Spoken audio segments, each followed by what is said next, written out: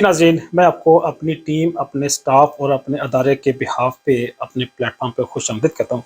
नाज़रीन, आज हम बात करेंगे कि जो ट्रीटमेंट है, जो मेडिकेशन है, जो किसी भी डिसऑर्डर या डिज़ीज़ के का जब हम इलाज करते हैं, उस इलाज के लिए लास्ट टाइम हमने डिस्कस किया था कि 7 मेथड्स हैं। इन 7 मेथड्स में से जो फिजिशियन है, जो मुर्शद है आपका या आपका स्पिरिचुअल लीडर है या हेल्थ केयर प्रोफेशनल है, उन 7 मेथड में किसी एक मेथड को अडॉप्ट करेगा। आज हम सिर्फ बात करेंगे कि एलोपैथिक में जो फिजिशियन है, सर्जन है या किसी पर्टिकुलर डिजीज़ का जो स्पेशलिस्ट है, वो जब ट्रीटमेंट स्टार्ट करेगा तो ट्रीटमेंट स्टार्ट करते हुए उसको 7 मेथड में से किसी एक मेथड की तरफ जाना पड़ेगा। जो बात करने वाली है वो ये है कि एलोपैथिक में आज हम उसकी बात नहीं कर रहे, जो स्पिरिचुअल थेरेपी है, होम्योथेरेपी है, हर्बल यूनानी थेरेपी की बात नहीं कर रहे। आज हम सिर्फ और सिर्फ एलोपैथिक ट्रीटमेंट की बात करते हैं, जो पूरी दुनिया में मरवज है और मोर देन 70% जो ट्रीटमेंट चल रही है एडवांस कंट्रीज में, पर्टिकुलरली एडवांस कंट्रीज में और डेवलपिंग कंट्रीज में जो ऑथेंटिक वैलिड ट्रीटमेंट है वो एलोपैथिक है। और एलोपैथिक में भी हमारे पास 7 मेथड हैं जिनको हम डिफरेंट डिजीज़ की ट्रीटमेंट के लिए यूज़ करते हैं। वो 7 मेथड कौन से हैं? सबसे बड़ा जो मेथड है या सबसे बड़ा एरिया या फील्ड है जिसमें हम डिफरेंट डिजीज़ की ट्रीटमेंट करते हैं वो है कीमोथेरेपी। कीमोथेरेपी एक्चुअली ये केमिकल है, chemo mean chemical, therapy mean treatment. हम केमिकल देते हैं। कौन से केमिकल? वो चाहे एंटीबायोटिक हो, डायूरेटिक हो, एंटी हाइपरग्लाइसेमिक हो या कोई भी कॉम्प्लिकेशन हो, उसके लिए अगर कोई भी हम मेडिकेशन देते हैं, कौन सी मेडिकेशन? वो मेडिकेशन टैबलेट भी हो सकती है, कैप्सूल भी है, वो इंजेक्टेबल भी है, सस्पेंशन भी है, सपोजिटरी है, लोकल एप्लीकेशन के लिए जो जेल एंटमेंट क्रीम भी हो सकती है। डिफरेंट फार्मास्यूटिकल डोजेज फार्म हो सकती हैं जो हम डिफरेंट कॉम्प्लिकेशन के लिए यूज़ करते हैं, डिफरेंट डिजीज़ की ट्रीटमेंट के लिए यूज़ करते हैं। ये पहला मेथड है कीमोथेरेपी एलोपैथिक में। दूसरा मेथड कौन सा है? दूसरा मेथड है सर्जरी, सर्जिकल रिजेक्शन या सर्जिकल करेक्शन। डिफरेंट डिजीजेज हैं जिनकी ट्रीटमेंट हमारे पास फर्ज करें कीमोथेरेपी में नहीं है, हम उनकी मेडिकेशन से ट्रीटमेंट नहीं कर सकते, तो फिर हमारे पास ऑप्शन होता है सर्जरी का। हम रेफर कर देते हैं उसकी पूरी फाइल इंफॉर्मेशन के साथ, मेडिकल, पर्सनल और प्रोफेशनल हिस्ट्री पेशेंट की लेके हम सर्जन के पास भेज देते हैं।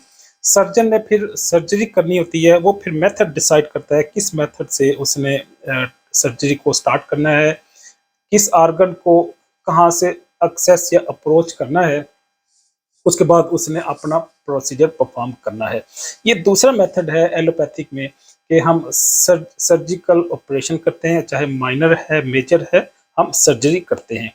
तीसरा मेथड है रेडियोथेरेपी। डिफरेंट इंटेंसिटी की रेडिएशन हम देते हैं पेशेंट को, उन उसके किसी पर्टिकुलर ऑर्गन पे, पर्टिकुलर बॉडी के पार्ट पे हम डिफरेंट इंटेंसिटी की रेडिएशन देते हैं और डिजीज़ की ट्रीटमेंट करते हैं। वो चाहे आजकल जिस तरह बड़ा मरूफ हम यूज़ करते हैं न्यूक्लियस में, कैंसर में, हम कैंसर की ट्रीटमेंट के लिए, मेलिग्नेंट या बेनाइन ट्यूमर के लिए किसी लेवल पे, लो लेवल पे हम रेडिएशन दे के हम पेशेंट की ट्रीटमेंट करते हैं।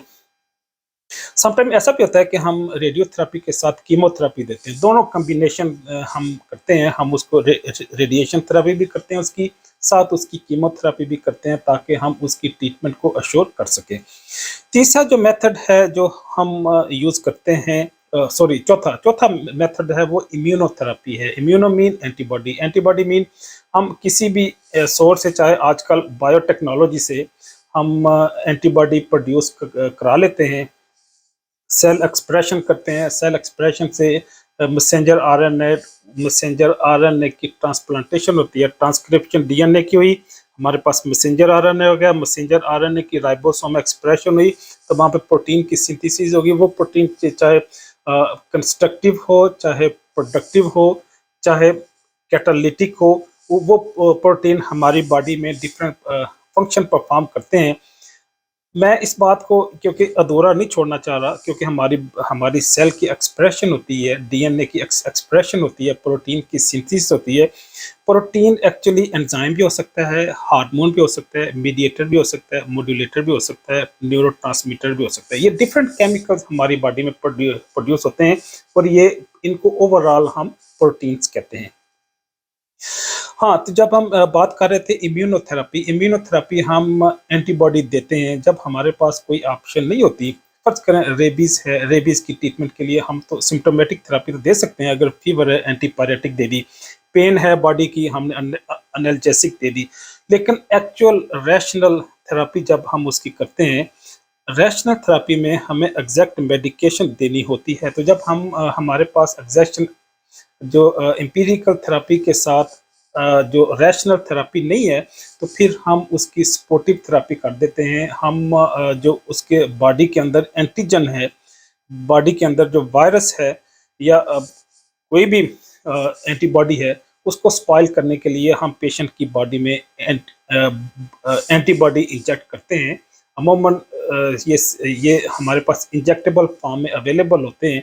तो ये एंटीबॉडी एंटीजन को डिस्ट्रॉय कर देते हैं बॉडी के अंदर, और पेशेंट की हम ट्रीटमेंट कर लेते हैं, उसकी रिकवरी कर लेते हैं।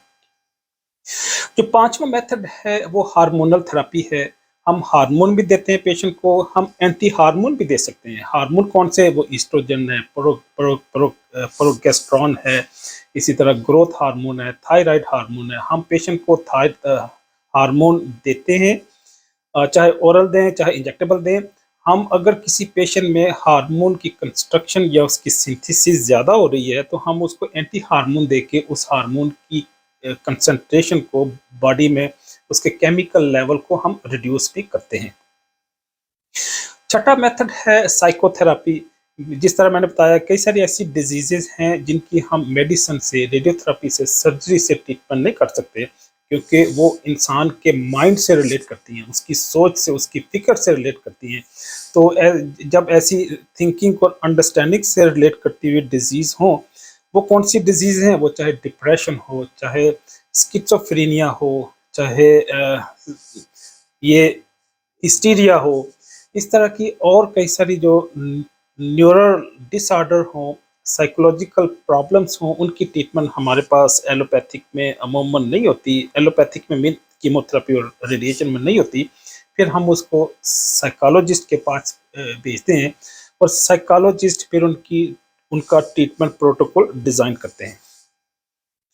अगला जो मेथड है जो हम यूज़ करते हैं, जो सातवां और आखिरी मेथड है, वो है फिजियोथेरेपी। फिजियोथेरेपी एक एस्टैब्लिश फील्ड है, डिसिप्लिन है पूरी दुनिया में। ये अंडरस्टैंडेबल और इंडोर्स है।